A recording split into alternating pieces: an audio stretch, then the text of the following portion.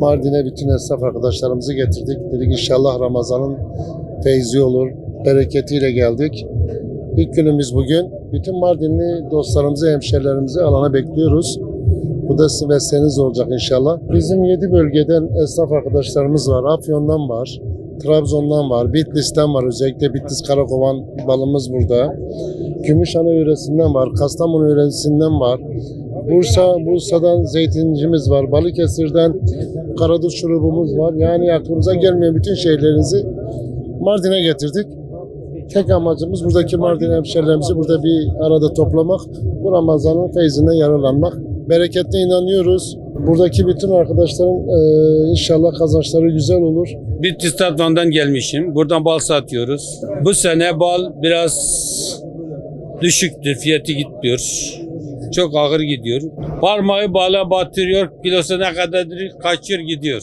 Ama işte çok çekiyor, para yok. Ramazan alışverişi çok pahalıdır. Bu işte 20 yıldır yapıyorum bu işi. Bu seneye kadar böyle kötü bir şey görmemişiz. Ramazan bereketi, tabii Ramazan bereketi var. Onu bir şey diyemiyoruz.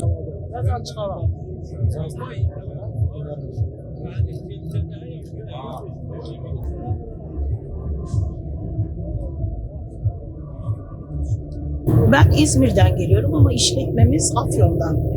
Burada Mardin'de etkinliğe katılıyor. Biz Afyon sucuğu satıyoruz. Bingöl kavurmamız var. Kayseri pastırmamız var. Her biri birbirinden lezzetli, doğal içerikli. Ayrıca Ramazan ayında da sofralarda en çok görülmek istenen, en çok özlenen lezzetlerden seçmedir hepsi. Fiyatlarımız gayet uygun. Bunu buradan özellikle belirteyim. Direkt imalattan tüketiciye, halka indirgediğimiz için arada hiçbir şekilde hiçbir kip kurulmaya satış olmadığı için imalattan fiyatlarımız çok uygundur. Bütün Mardin halkını Afyon tam sucukları standına bekliyoruz. İlgi çok güzel. Yani bekliyordum zaten. Doğu'nun insanı sofra adabı, lezzet zenginliğiyle meşhurdur zaten İç Anadolu, Doğu, Güneydoğu Anadolu. Halkın ilgisi çok güzel. Zeytinyağı satıyorum abi. Diyarbakır'dan geldim abi. Günde bir tane, iki tane zor bela gidiyor abi.